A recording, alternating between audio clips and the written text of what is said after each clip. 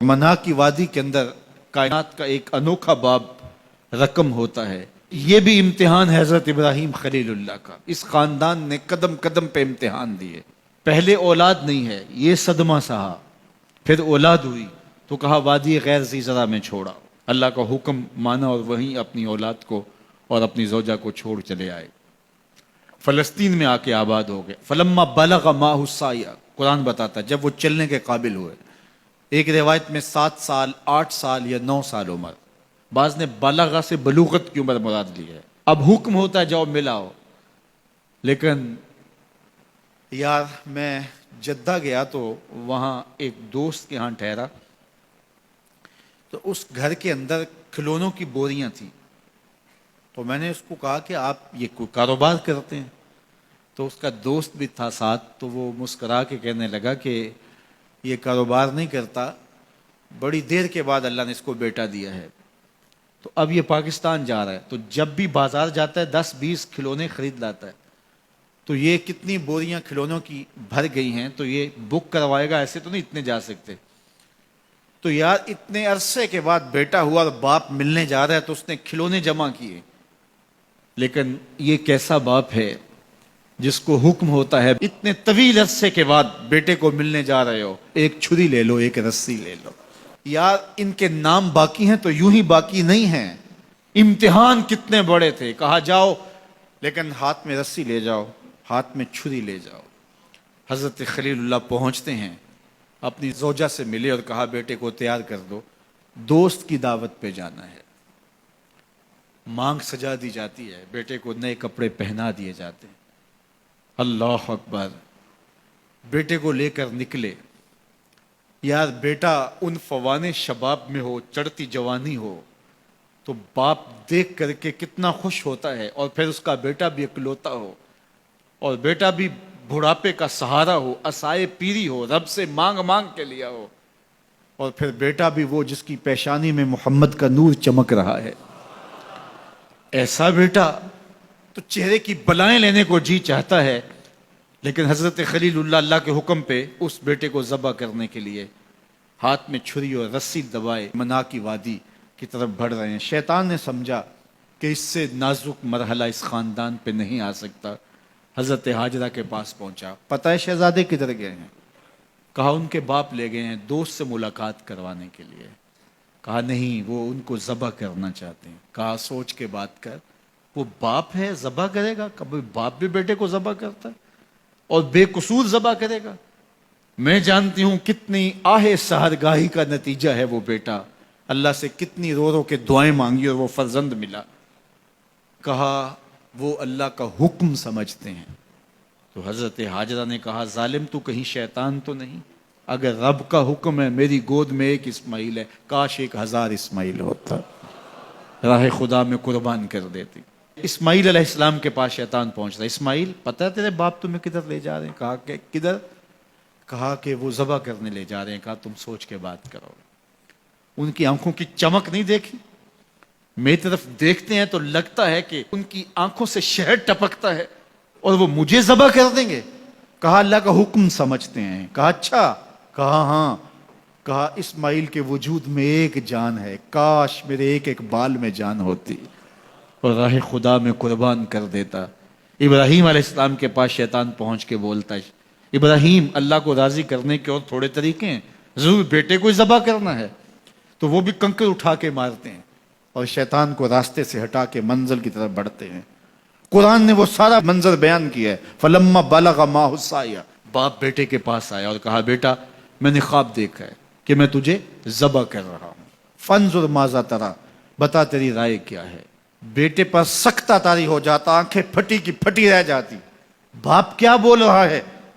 لیکن یہ فیضان نظر تھا یا کہ مکتب کی کرامت تھی، سکھائے کس نے اسماعیل کو آداب فرزند۔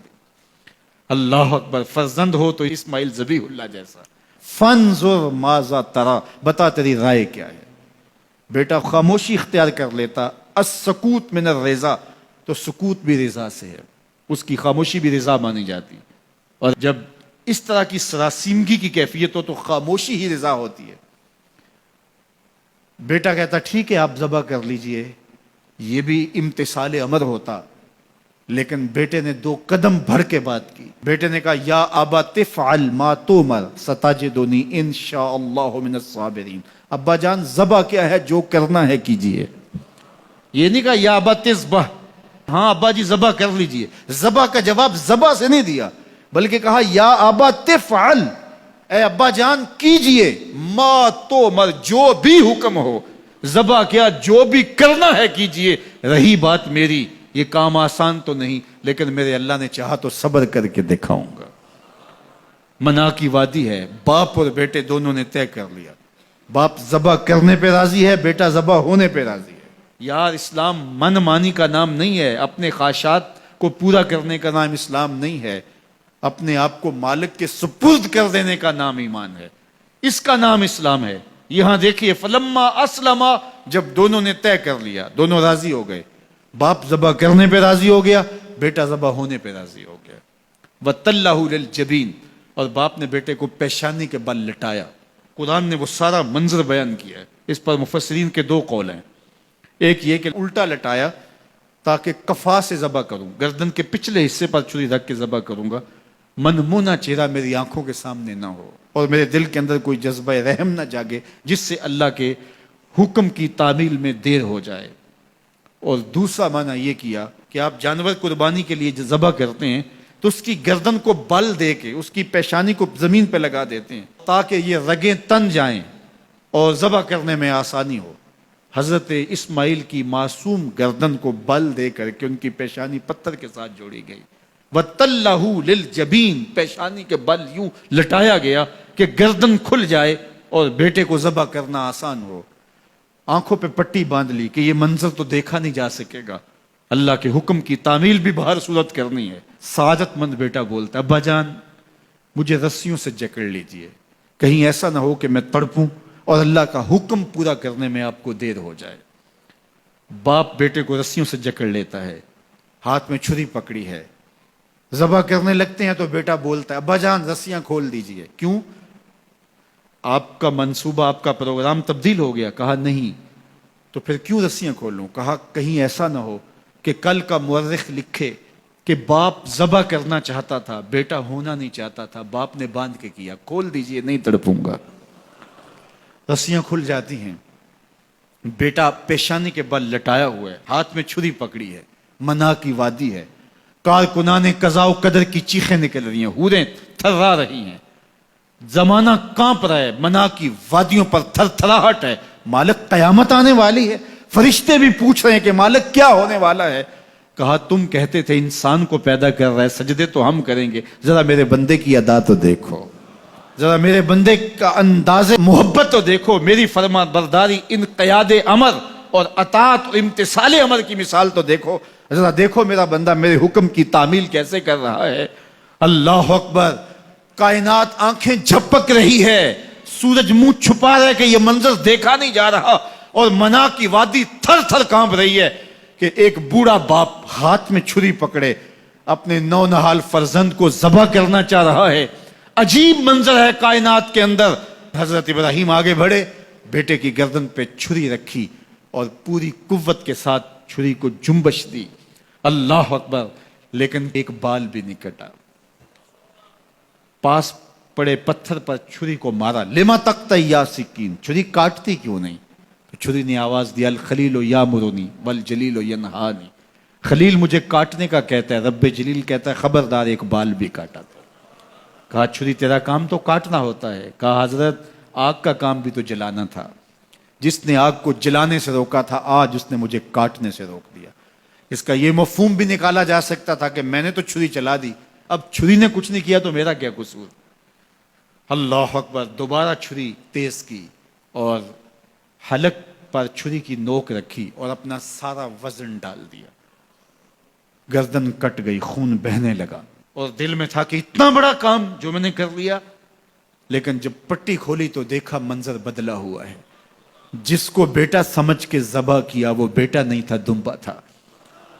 اور جبریل امین پاس کھڑے ہیں اور اسماعیل مسکرا رہے ہیں. بے ساختہ زبان سے نکلا اللہ اکبر.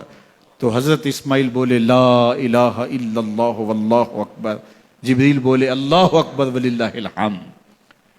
اب یقین تھا کہ یہ سارا اہتمام ادھر سے، جبریل کا آنا اور دمبا پڑا ہے اور ذبح پڑا ہے اور جبریل امین موجود ہیں تو یہ یہی لے کر آئے ہوں گے، اور بیٹا مسکرا رہا ہے۔ یہ سارا منظر، یہ قرینہ حالیہ بتا رہا تھا کہ یہ سارا الوہی اہتمام ہے، رب نے قربانی قبول کر لی۔ لیکن صرف اتنا ہی نہیں ہوا کہ یہ قرینہ حالیہ آپ کو یقین دلاتا، بلکہ منا کی وادی چمکنے لگی اور وہی کے اجالوں سے پوری وادی روشن ہو گئی، اور آواز آنے لگی وَنَادَيْنَاهُ يَا إِبْرَاهِيمُ قَدْ صَدَّقْتَ الرُّؤْيَا إِنَّا كَذَلِكَ نَجْزِي الْمُحْسِنِينَ۔ یہ منظر دیکھا تو ابراہیم ابھی کوئی سوال کرتے، کسی سے پوچھتے کہ یہ کیا ہوا، اتنے میں وہی نازل ہوئی، اے ابراہیم تو نے واقعی خواب پورا کر دکھایا، اِنَّا كَذَلِكَ نَجْزِي الْمُحْسِنِينَ، ہم اپنے بندوں کو یوں ہی صلہ دیا کرتے ہیں۔ تیرے بیٹے کو ذبح نہیں کروانا تھا تیرے ہاتھوں سے، ہم نے تیرا امتحان لینا تھا، بس ابراہیم تیرا امتحان پورا ہو گیا، ہم نے تیری سنت کو اب قیامت تک کے لیے باقی رکھا، قیامت تک کے لیے باقی رکھا۔ اور پھر خود میرا رب کہتا ہے سلام علی ابراہیم، ابراہیم تیرے اوپر سلام ہو۔ اللہ اکبر۔ منا کی وادی کے اندر حج کے موقع پر 40 لاکھ حجاج ہیں، تو کچھ شیوخ عرب کے اور باقی عمرا مخیر سعادت مند لوگ 100 قربانیاں بھی پیش کرتے ہیں، تو کروڑوں قربانیاں منا کی وادی میں ذبح ہو رہی ہوتی ہیں اور حدود حرم میں، اور بے ساختہ زبان پہ نکلتا ہے سلام علی ابراہیم۔ ہر سال یہ شور و غوغا ہوتا ہے کہ اس مرتبہ قربانی بہت مہنگی ہے، شاید زیادہ لوگ قربانی نہیں کر پائیں گے، لیکن جو ہی موسم قربانی کا آتا ہے گلیوں اور بازاروں کے اندر جانور گھوم رہے ہوتے ہیں اور ان کو دیکھ کے بے ساختہ زبان پہ آتا ہے سلام علی ابراہیم، ابراہیم تیرے اوپر سلام۔ تو یہ کتنا بڑا امتحان تھا، کتنی بڑی آزمائش تھی، لیکن اس آزمائش سے سرخرو نکلے، نمبر بھی پورے 100 حاصل کیے، کامیاب اور بامراد اور کامگار ہوئے۔ آج ہمیں اس سنت کو باقی رکھ کر کے ہمیں وہ یاد تازہ کی جا رہی ہے کہ میرے ایسے بندے کہ جو میرے حکم پہ اپنی سب سے عزیز چیز بھی قربان کرنے سے گریز نہیں کیا کرتے۔ ہمارے ایک بزرگ فرمایا کرتے تھے کہ ہر بندے کا ایک اسماعیل ہوتا ہے، جب تک وہ اپنے اسماعیل کی گردن پہ چھری نہیں رکھتا رب کا قرب نصیب نہیں ہوتا۔ تو جو تمہاری محبوب چیز ہے اس کو راہ خدا میں جب تک قربان کرنے کا جذبہ نہیں پاؤ گے، تب تک تمہیں وہ منزل نصیب سعادت کی نہیں ہوگی۔